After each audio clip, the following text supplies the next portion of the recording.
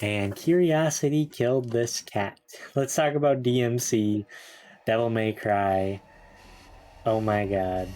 What is going on, everyone? It is Ty here, and I wasn't really sure if I was gonna make a video on this. In my Discord I was talking about I was playing it, and that was like before even the halfway point.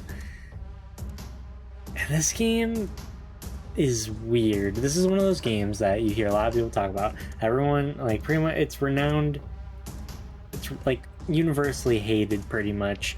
And this is the definitive edition. This is the one I played, so maybe things have been fixed before I get my thoughts out. It talks about rebalancing and all that, and there's a turbo mode, and there are quality of life changes compared to the original. So this is the one I went into and played. I'm not gonna play the original if there's literally a better version.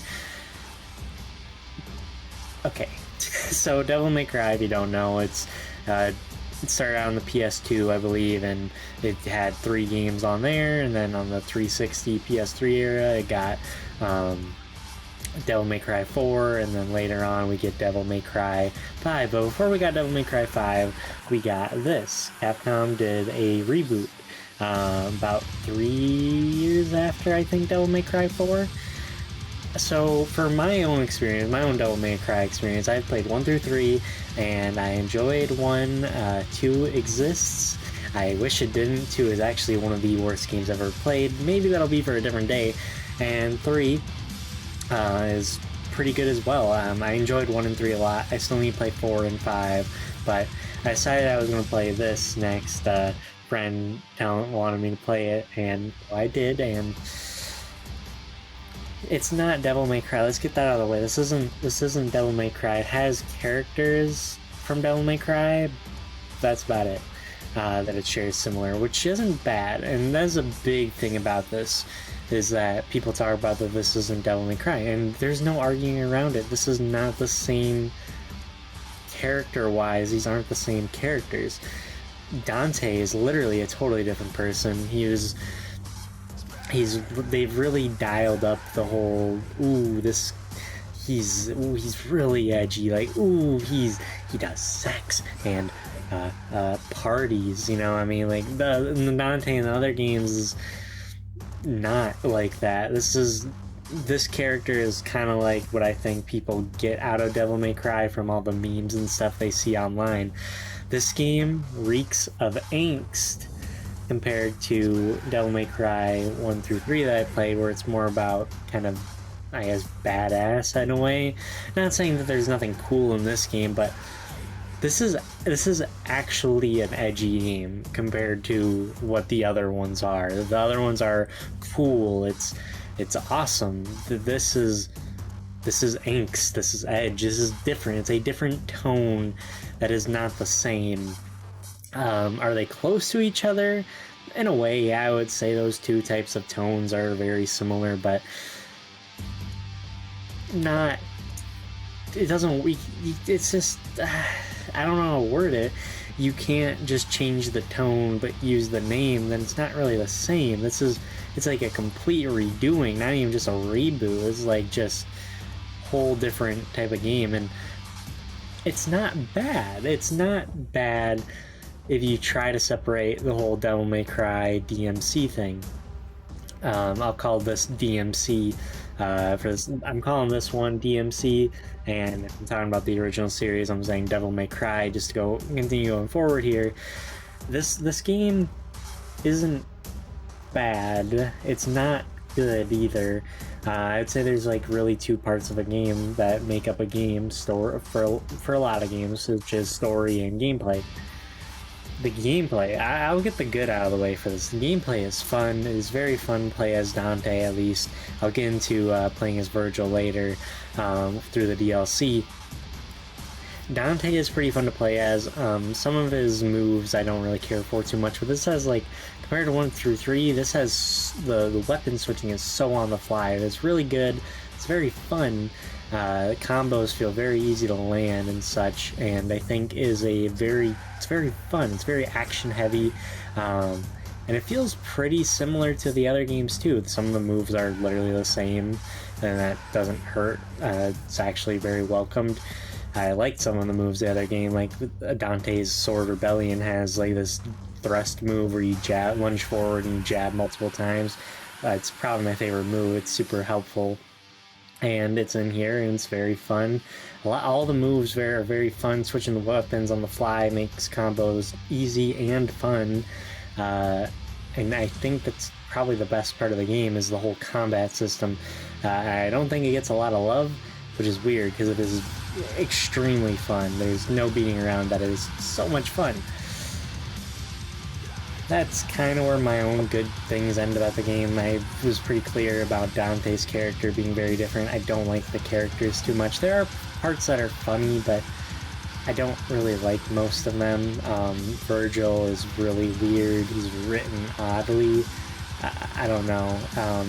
This is gonna keep getting spoilers here, just a heads up, I guess. But plot twist at the end. Virgil is the bad guy of the game as well. I don't know. The end of the game is very, very rushed. It feels, and I'll go over the whole story in general in a second here. Dante is just chilling, living his life, and one day he wakes up into Limbo. Limbo is pretty much where the whole game takes place. It is a place between heaven and hell and the real world and everything like that. And demons are attacking him, and he's fighting off at this carnival, and the psychic that is able to go between the human and Limbo world talks out to Dante and he's like, we need you. And then Dante defeats a demon, gets out of Limbo, goes with this girl takes him to Virgil. Virgil has his company, and they're like, yeah, we're gonna defeat this evil guy. The evil guy is Mundus, and Mundus killed Dante and Virgil's father and mother, or killed their father and mother. I don't really know exactly how it all goes, and Dante's like, I don't even know you, and Virgil's like, let me show you, and gets his memory back and all this, and it's like, whoa, I remember everything. And then Virgil and Dante are like, let's go, brother. And then the rest of the game is pretty much just getting to Mundus and beating him and stopping him. His villainy is not literally bringing demons to the overworld, but rather playing the mind of humans and stuff.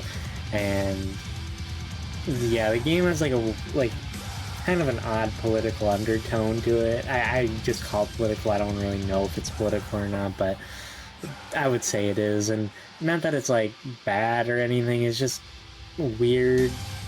I don't know, I don't want to say shoehorned in, but it's just, I don't know, it's not something you're really expecting, I guess. Again, it doesn't really hurt or help the game. I mean, it helps drive the story, I guess, but that's really about it. That's all it does.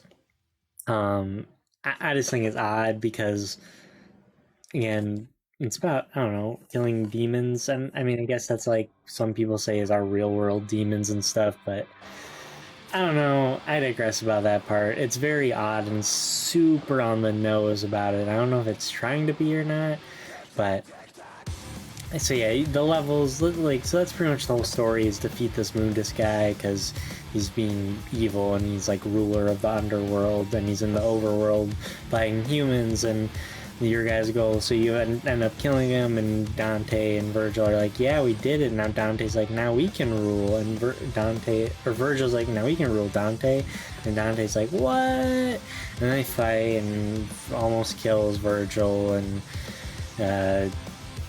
he's like, and then the psychic girl is like, no, don't kill him, and Virgil walks off, leading to his own campaign. And the game kind of, I guess originally left on a cliffhanger, but in this version they changed it. Dante's eyes originally turn all red to show, like, probably that it's like he's son of Sparta, his father, like a demon king. And he's like, he can be evil when he's angry because he's angry at his brother.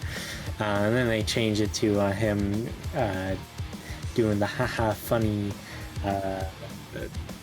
stuff, I guess, to say the least.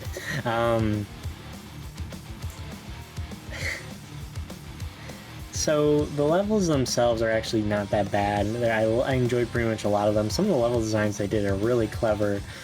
It's just some of it's so dragged out, but then there's some really cool parts that kind of suck you back in. The bosses are actually really fun. Some of my favorite parts of the game. There are some enemies that are actually pretty annoying that take like a ridiculous amount of hits.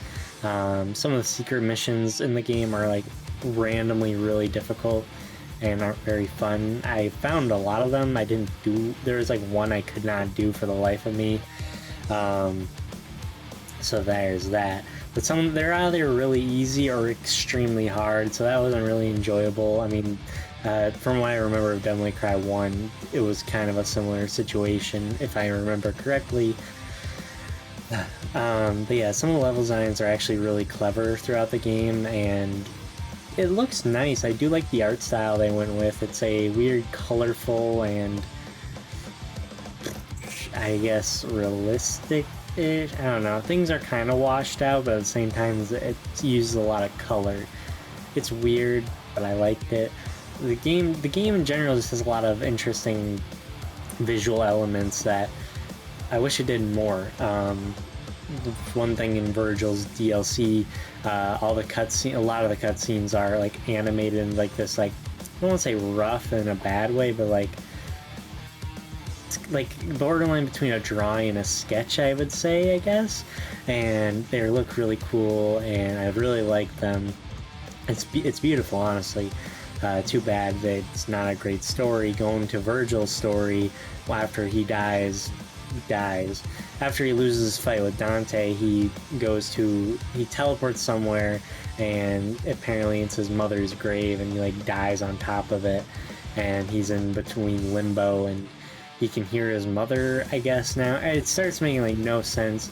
He's like in limbo, but he's like really at the end of limbo, close to hell, where he's going to be in prison for life, and he has to get his heart back, and he does that by killing a fake Dante and telling his mother, I killed fake Dante, and then killing like himself, I guess. It made no sense. It's 6 missions long. One of the missions is a boss fight, and one of the missions is a repeat of the first mission. So, really, there's only 4 levels and a boss fight. It's not good. It's not good. I really had to, like, actually stomach through it. And Virgil is not really fun to play until the very, very end, where he gets his powers back because he's so weak throughout it. He had some cool abilities. One of them is his swords, which I wish Dante honestly had, because it made getting onto enemies a lot easier. I don't know. Guys, this game is so weird. I don't know how I feel about it. I bet you can maybe tell that through my rambling. It's like I'm saying goods and bads, and that's because I genuinely do not know how I feel about this game. I don't think it's good. It's not as awful as people make it out to be. I would say it's probably honestly just a 6 out of 10. The story is not very good and not very inspiring for what is a reboot. They really went down a similar path of the first 3 games, I would say. Honestly, it's kind of a mix of those. I don't know. It sucks that it's very fun to play, but you have to stomach through a lot of stuff that is not very good. Dante's story is alright. Virgil's is not good at all. And, you know, that leaves off on a cliffhanger still of Virgil having the same red eyes, and he's got all these demons kneeling around him, and he's now the king of this underworld. It's a shame that this game is never going to get a sequel, being realistic. I hope I'm wrong, so it would be kind of interesting, but I just don't think it'll happen, because they did Devil May Cry 5, and that did insanely well for what it is. So I do want to clear up some stuff. A lot of people blame Team Ninja. Is it Team Ninja or Ninja Theory? One of the two. I don't remember which one it is. But they... Epic Games is on the back of here. We're getting this guy in Fortnite. I don't know if this is Ninja Theory or Team Ninja. I get them all mixed up. but one of the two, the one that's owned by Xbox now, they were the ones that made this and published by Capcom. This is Capcom's fault if you don't like this whole style. Capcom saw Call of Duty sales numbers and compared it to Devil May Cry 4, and they're like, why is that not selling? Because they're not the same games at all, but they thought they could make it look a little more edgy, a little more angsty, and get all the teens to play it. No, it's not how video games work. That was definitely during Capcom's darker period of time. So it's really Capcom's fault. I think they wanted this is what they wanted. They made it, and I'd say they did a pretty good job with what they wanted. They wanted a Devil May Cry game, but not what made Devil May Cry Devil May Cry, honestly.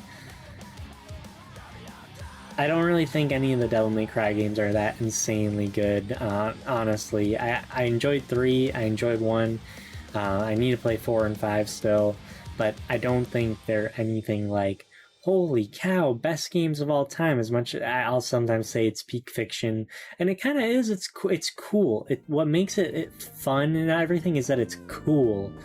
Killing demons is cool. This game made killing demons as well pretty cool, but I don't think the story itself is all that fun. It's not really fun. It takes itself very seriously, and I don't really think the first 3 games had any sort of insane stories or anything that were like, wow, this is really cool, really deep. I really don't. I'm sure people will disagree with me on that, but I don't think it's anything insane. But they are cool, they're fun, unless it's Devil May Cry 2. Devil May Cry 2 is not good.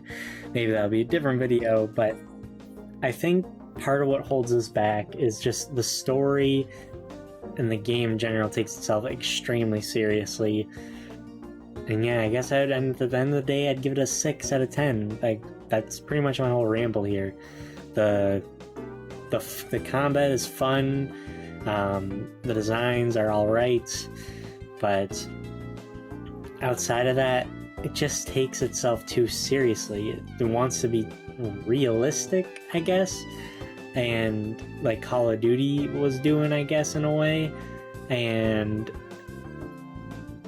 it's weird saying that it just wanted to be COD. That's what they wanted. I mean, obviously it's not the same type of game, but that is what Capcom wanted. And you can, once you know about that, you can kind of see it, and it's unfortunate. But yeah, that's my thoughts on Devil May Cry, DmC Devil May Cry, excuse me. I don't know. I just want to get my thoughts out there, see if anyone else has played it. If you want to try it yourself, it's really cheap. So, you know, I'd say it's worth a shot trying to... It's not that hard to sit through Dante's story. I really don't recommend Virgil's. It's super short. So, with that being said, thank you everyone. I got a lot more games to be gaming. And until next time, just buy Devil May Cry trilogy.